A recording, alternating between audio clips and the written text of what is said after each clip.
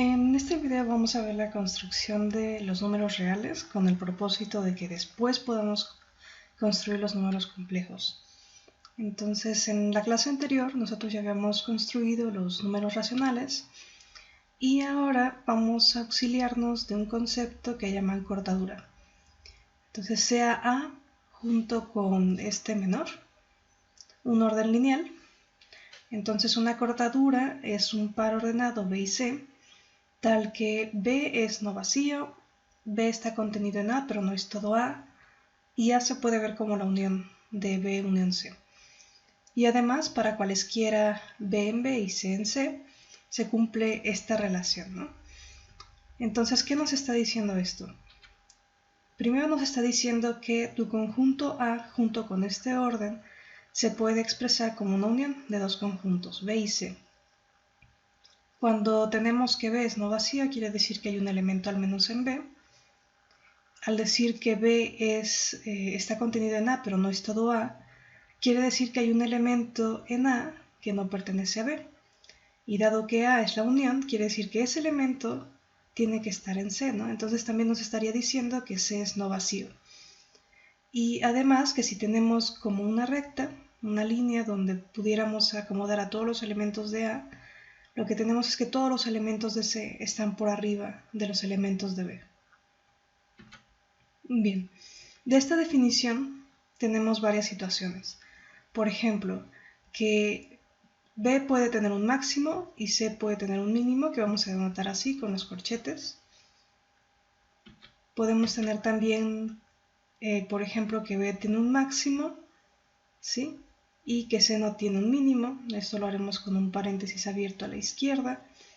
Y algo que hay que notar es que después vamos a ver que en caso de que consideremos Q con el orden que definimos antes, este primer inciso no es posible.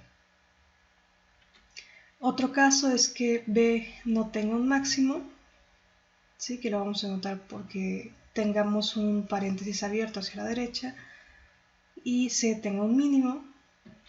Y el último caso es que B no tenga un máximo y C no tenga un mínimo, que lo vamos a notar así, o con este esquema. Bien, ahora vamos a definir lo siguiente. Vamos a decir que un conjunto I en Q es un segmento inicial si y solo si se cumplen las siguientes condiciones. Tu segmento I es no vacío y no es todo Q. Para cualesquiera P y Q en Q, si P es más chico que Q y Q está en tu segmento, entonces P está en tu segmento. Esto quiere decir que se cierra por elementos menores. Si Q está en I, entonces todos aquellos que sean más chicos que Q también van a estar en I. Y por último, no existe un elemento P que esté en I de manera tal que sea más grande que cualquier elemento en I. ¿Sí? Es decir, I no tiene un elemento máximo. Entonces, con esa definición vamos a decir que tenemos una cortadura de Dedekind si es una cortadura así del segmento con Q menos el segmento, donde I es un segmento inicial. Quiere decir que cumple todo lo anterior. Muy bien. Entonces con esto vamos a definir los números reales como todos aquellos segmentos que sean segmentos inicial en Q. Bien. Entonces vamos a ver este primer resultado. Este resultado nos dice, para cualquier elemento que tú consideres en Q, R, tenemos que el conjunto, que son los elementos en Q, que son más chicos que ese R está fijo, va a ser un elemento inicial. Entonces, intuitivamente lo que tenemos es que R es un elemento en Q, R está fijo, y IR va a ser este conjunto, todos aquellos que estén por abajo de este R sin tocar R. Bien, para probar este lema vamos a usar un ejercicio de su tarea que es muy importante. Nos dice lo siguiente, si tú tienes para cualquier elemento Q, primero este elemento Q, por abajo va a haber otro elemento Q y otro elemento P que nos preserva estas desigualdades, ¿no? Es decir, Q no tiene ni un primer elemento ni un último elemento. Y la otra propiedad que vamos a usar es que entre cualesquiera dos elementos en Q, P y Q, va a existir otro elemento en Q, ¿no? Esta propiedad se le llama que Q sea denso. Muy bien. Bien, veamos la prueba. Vamos a probar primero que para cada R en Q, IR es no vacío y no es todo Q. Muy bien. Ahora, entonces tomamos un R está fijo, está aquí, y R recordemos que son todos aquellos que sean menores que R de manera estricta. Y por la primera propiedad que les comenté del ejercicio de la tarea, esta que Q no tiene ni primer ni último elemento, tenemos que para este R fijo existe un Q más chico. Entonces este elemento en Q en particular pertenece a IR. Entonces tenemos la primera condición de que es no vacío. Ahora, para ver que no es todo Q, vamos a fijarnos justo en R.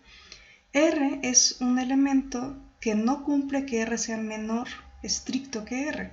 Entonces R no está en IR. Por lo tanto, tenemos que IR pues no puede ser todo Q. Muy bien. Ahora vamos a ver esta condición.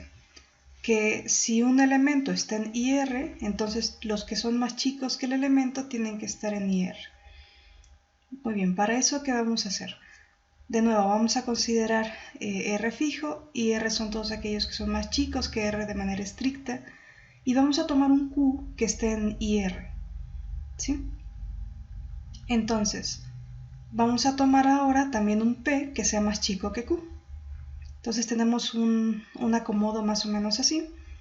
¿Y qué tenemos? Tenemos que P es más chico que Q. Y Q está en IR, entonces por definición Q es más chico que R. Luego por transitividad tendríamos que P es más chico que R. Y esto nos estaría diciendo que P está en este segmento, en IR. ¿Sí? Por lo tanto este inciso 2 también se cumple. Y bueno, por último, tenemos que ver que IR no tiene un elemento máximo. Para eso lo que vamos a hacer es que vamos a considerar un Q en IR, y tenemos que ver por qué existe otro elemento más grande que Q que también está en IR. Pero esto se va a deber por la propiedad de densidad que tiene Q. ¿Sí? Entonces, por ejemplo, tomamos R está fijo, y Q que esté en IR. Entonces, por esa propiedad vimos que entre cualesquiera dos elementos racionales existe otro elemento que está entre ellos dos y preserva el orden. Entonces, para Q y R fijos, entonces existe aquí un P que es más grande que Q y más chico que R. En particular, pues es más chico que R de manera estricta, entonces este P también está en IR. ¿Y esto qué quiere decir? Que para cualquier elemento que tú consideres Q en IR, siempre existe otro elemento por arriba que está en IR también. Es decir, el segmento IR no tiene elemento máximo. Muy bien.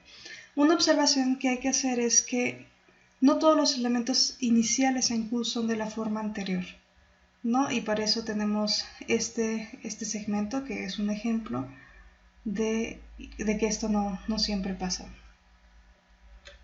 Bien, ahora, el siguiente paso es definir un orden en R. Vamos a definir que dos segmentos son menores, uno I es menor que J, si solo si tenemos que I está contenido en J y no es todo J.